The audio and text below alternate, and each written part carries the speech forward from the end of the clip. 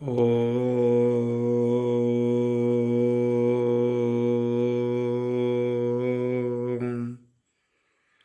नमो भगवते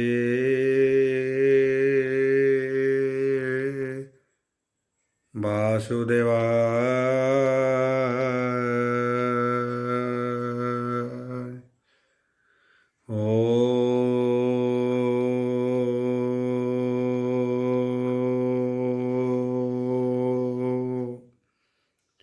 नमो भगवते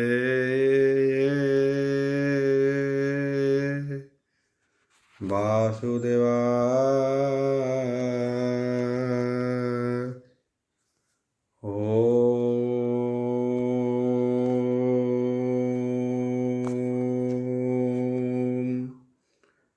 नमो भगवते वासुदेवाय। मंगलाचरण भागीसा यस्य वदने लखेषु च वक्ष्यसि यशते हृदय वसति तनुसिंहं भजे विश्वसर्वदिवालक्षणं श्रीकृष्णाख्य परोध्याम जगोध्याम नमामि तत् माधव माधवश्च सर्वसिद्धिविनायते वन्दे परस्परत्यं परस्परं प्रियलोकं मूकं करोति वाचालं पङ्गुलङ्घयते गिरि यत्कृपाहदमः वन्दे परमानन्दो माधव यो ब्राह्मण रुद्रणं तु स्तुतन्ति दैवस्तव देवसङ्गपदपश्यन्ति ज्योत्समज्ञ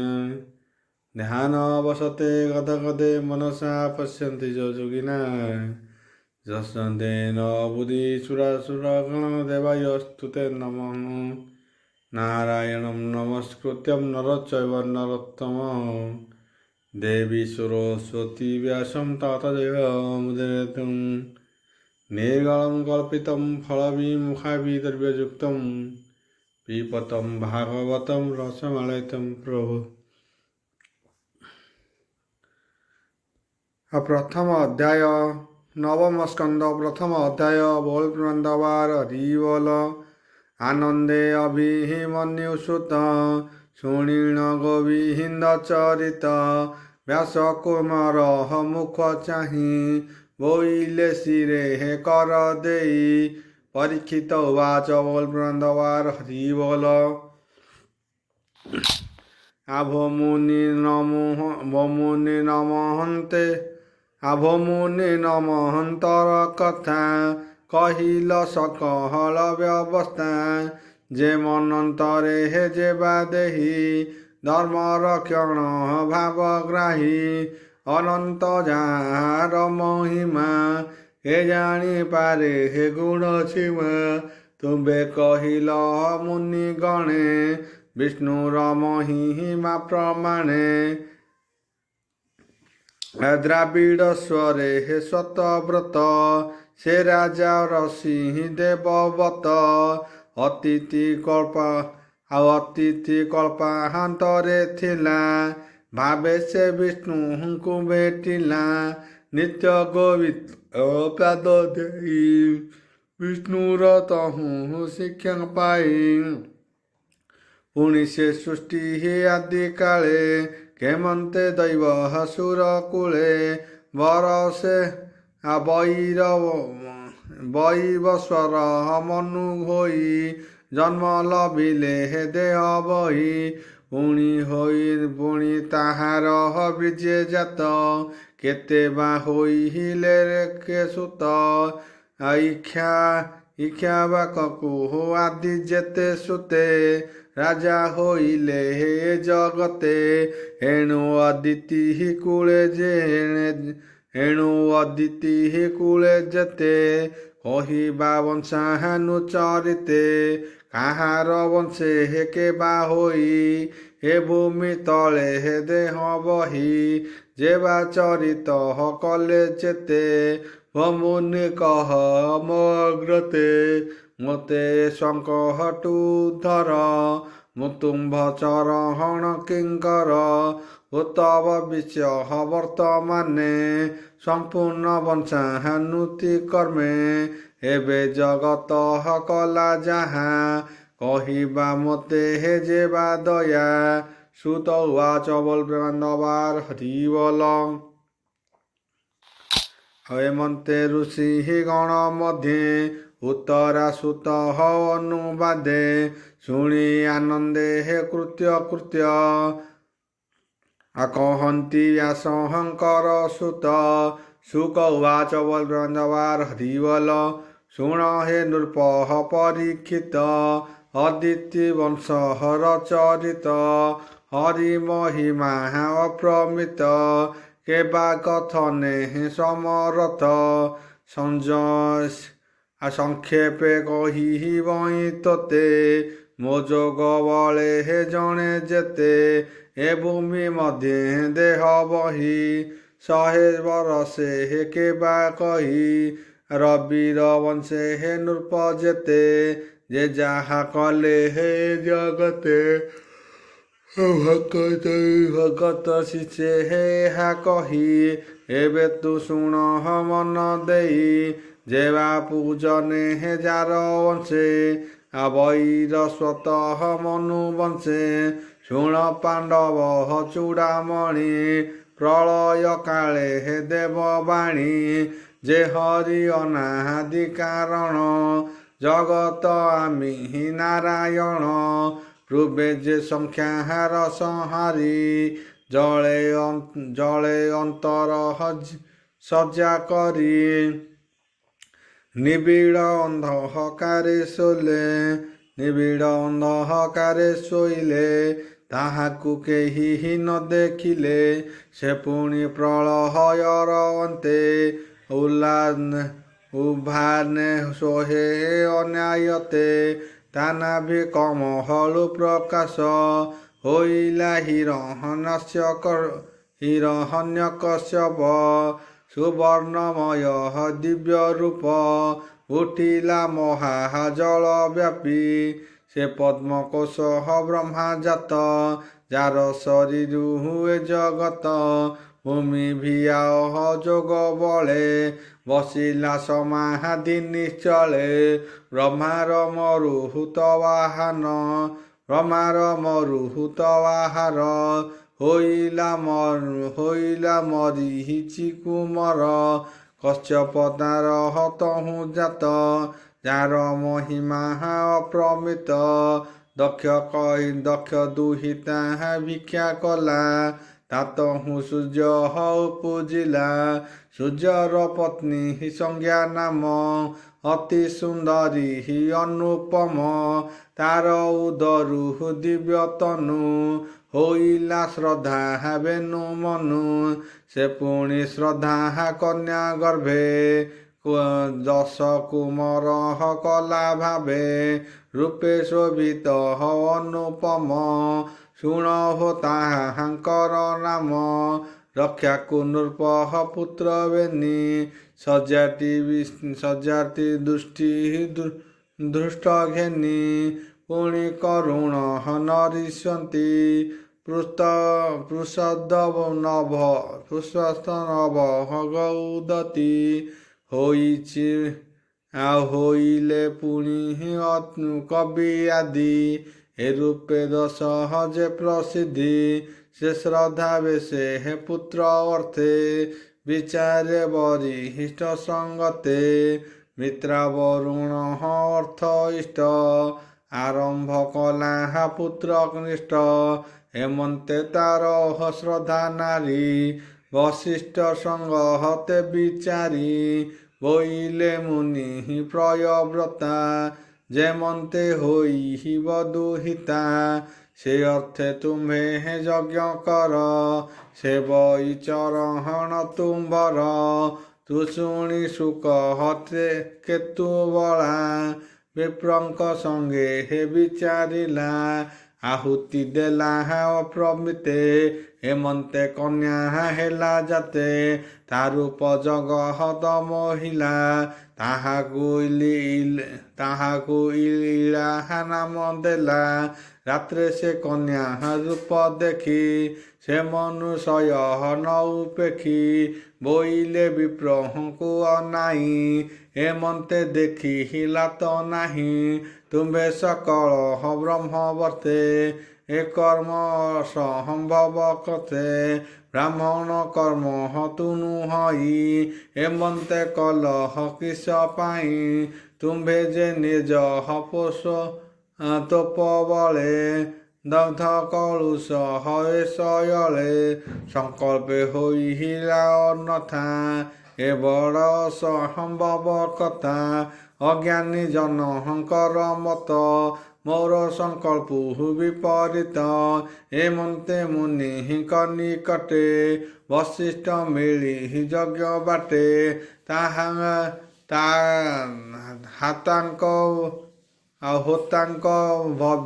ହୋତାଙ୍କ ବିଭହରା ଚାରି ଜାଣି ମନୁଙ୍କୁ କହନ୍ତି ଯେ ମୁନି ତୋହର ନିଜ ନାରୀ ବୋଲେ ଦୁହିତା ଅର୍ଥେ ଯଜ୍ଞ କଲେ ମୁଁ ଏବେ ସାଧିବି ତୋ ଅର୍ଥେ କହିବି ବିଷ୍ଣୁଙ୍କୁ ଅଗ୍ରତେ ଯେମନ୍ତେ ଏକ ହନ୍ୟା ତୋହର ହୋଇ ପୁରୁଷ କୈବଳ ହେମନ୍ତେ କହି ମହାଜତି ବିଷ୍ଣୁଙ୍କୁ କଲେ ଦିବ୍ୟ ସ୍ତୁତି ଅବଶିଷ୍ଟ ସ୍ତୁତି ବାକ୍ୟ ଶୁଣି ତକ୍ଷଣେ ପ୍ରଭୁ ଚକ୍ରପାଣି ଇଳା କନ୍ୟାକୁ ବିଷ୍ଣୁ ଚାହିଁ ବୋଇଲେ ପୁତ୍ର ହୁଅ ତୁହି ତକ୍ଷଣେ ପୁରୁଷ ହୋଇଲା। ଆଉ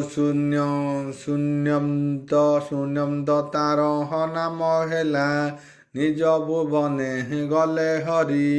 ଏବେ ହୋ ଶୁଣ ଦଣ୍ଡଧାରୀ ଦେବଙ୍କ ବଚନ ସ୍ୱଭାବ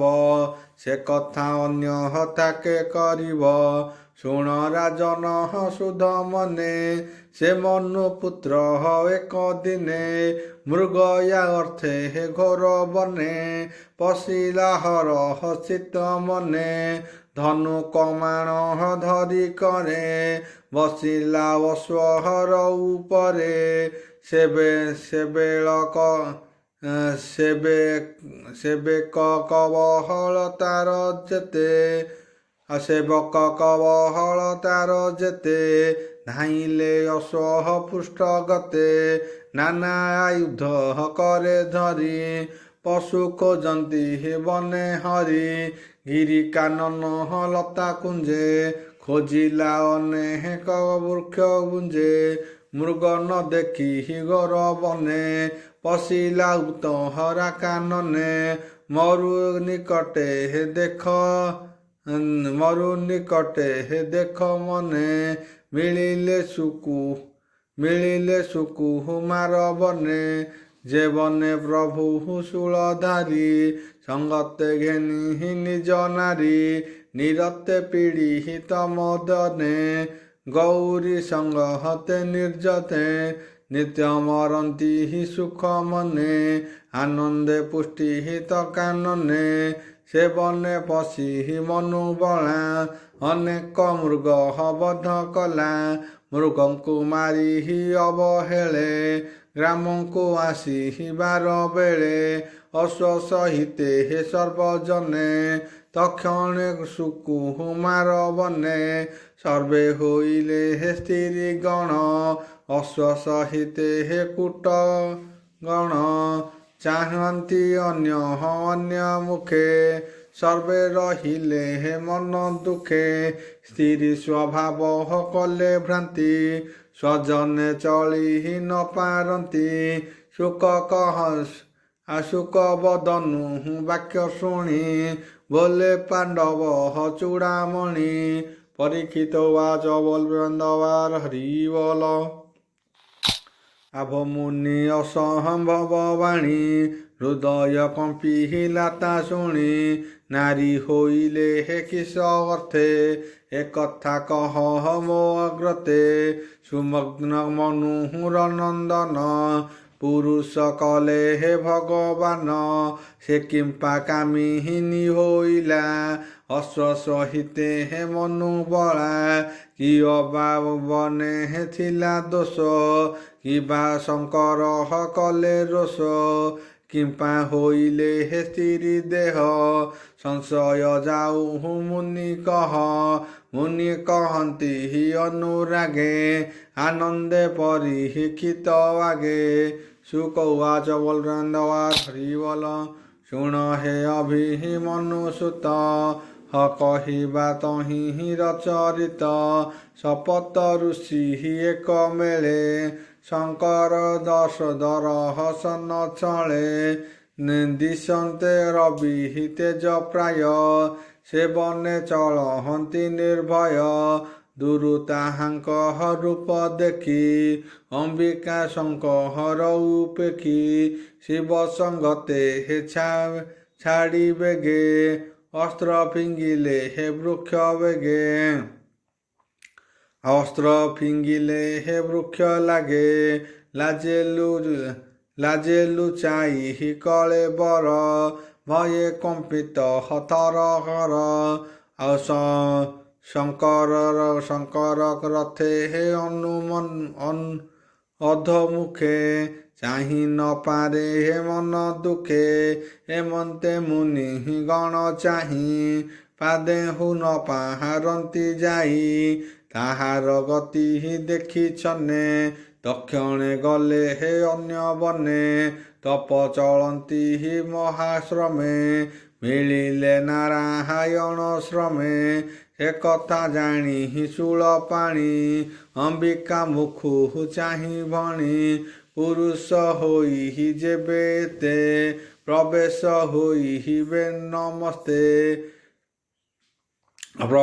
ହୋଇବେ ବନସ୍ତେ ଦକ୍ଷିଣେ ହୋଇ ସ୍ତ୍ରୀ ରୂପ ଏମନ୍ତେ ରୁଦ୍ର ଦେଲେ శాପ ସେଦିନ ମହାଦେବ ରୋଷେ ସେ ବନେ ପୁରୁଷ ନ ପଶେ ଏବେ ଶୁଣ ନରନାଥ ମନୁତନୟ ବିପରୀତ ଅଶ୍ଵ ସହିତେ ହେ ଘୋର ବନେ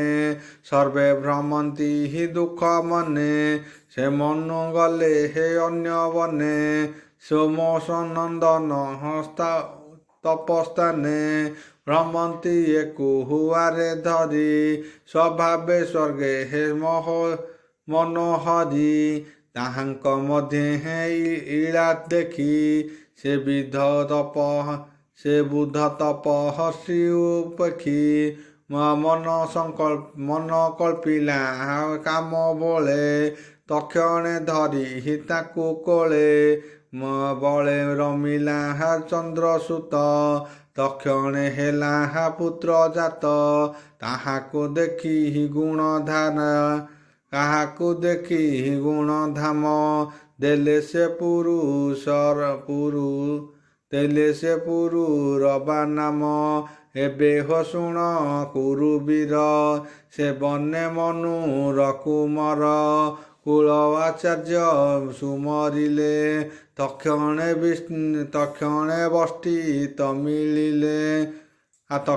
ବଶିଷ୍ଠ ମିଳିଲେ ତାହାର ସ୍ତୁତି ରୂପ ଚାହିଁ ସେ ବ୍ରହ୍ମଚାରୀ ଦୟା ବହି ଯେମନ୍ତେ ପୁରୁଷ ହୋଇଲା ତକ୍ଷଣେ ସେ ବି ସଦାଶିବ ଆଉ ଅନେକ କଲେ ହେ ଦିବ୍ୟ ସ୍ତୁତି ଶୁଣି ସନ୍ତୋଷ ପଶୁପତି ଆପଣା ବାକ୍ୟ ସତ୍ୟ ଅର୍ଥେ ବଶିଷ୍ଠ ଚାହିଁ ଦୟା ଚିତେ ବୋଲନ୍ତି ଅମ୍ବିକାର ମଣ ବଶିଷ୍ଠ ମୋର ବାକ୍ୟ ଶୁଣ ଏ ଯେ ତୋହର ଗାତ୍ରେ ଜାତ ସ୍ୱଭାବେ ଶ୍ରଦ୍ଧା ଦେବସୁତ ସୋମେ ହୋଇବ ନିକାମିନୀ ପୂର୍ବେ ବିଷ୍ଣୁର ବାକ୍ୟ ଘେନି ସେ ସୋମେ ପୁରୁଷ ହୋଇବ ଜୀବନ୍ତେ ଯେତେବେଳ ଥିବ ହେମନ୍ତେ ତାକୁ ଦେଇବର ତକ୍ଷଣେ ଗଲେ ଶୂଳଧର ହେମନ୍ତେ ଯେତେ କାଳ ଥିଲା ଶ୍ୟାମ ମାସକେ ପୁରୁଷ ବଳା ରାଜ୍ୟ ସେ କଲା ଏହି ମତେ ନିଗମ ବାଣୀ ଅନୁମତେ ତାହାର ରାଜ୍ୟ ପ୍ରଜା ଜନେ ବଞ୍ଚିବେ ଦୁଃଖ ସୁଖ ମନେ ତାର ହୋଇଲା ତିନି ସୁତ ଶୁଣ ରାଜନ ପରୀକ୍ଷିତ ଜୟ ଉତ୍କଳ ପୁତ୍ର ବେନି ବିମଳା ନାମେ ହୋଲେ ତିନି ତକ୍ଷଣ ପଥେ ତିନି ରାଜ ଧର୍ମ ପାଳନ୍ତି ଜନ ପ୍ରଜା ହେମନ୍ତେ କେତେ କାଳ ଗଲା ଆଉ ସୁମୁଗ୍ନ ନାମେ ବିଚାରିଲା ପୁରୁର ବାକୁ ରାଜା କରି ଛାଡ଼ିଲା ପ୍ରତିଷ୍ଠାର ପୁରୀ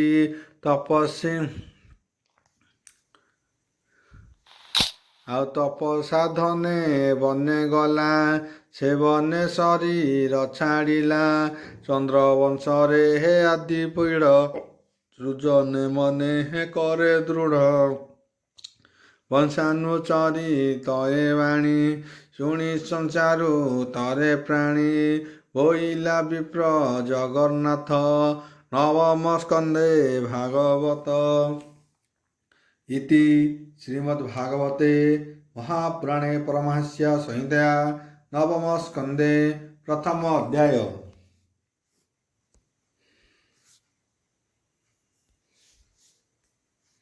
ଦ୍ୱିତୀୟ ଅଧ୍ୟାୟ ନବମ ସ୍କନ୍ଧ ଦ୍ୱିତୀୟ ଅଧ୍ୟାୟ। ଶୁକ ଉବାଚ ବୋଲବୃନ୍ଦବାର ହରିବୋଲ ଶୁଣ ହେ ଅଭିମନ୍ୟୁ ସୁତ କହିବା ବଂଶାନୁଚରିତ ସୁମୁଗ୍ନ ଶ୍ରଦ୍ଧା ଦେବ ବଳା ତପ କରଣେ ହେ ବନେ ଗଲା ପଛେ ଛାଡ଼ିଲା ନିଜ ତନୁ ତା ଶୁଣି ଦୈବ ସୁତ ମନୁ ଅପୃତ ଭୟେ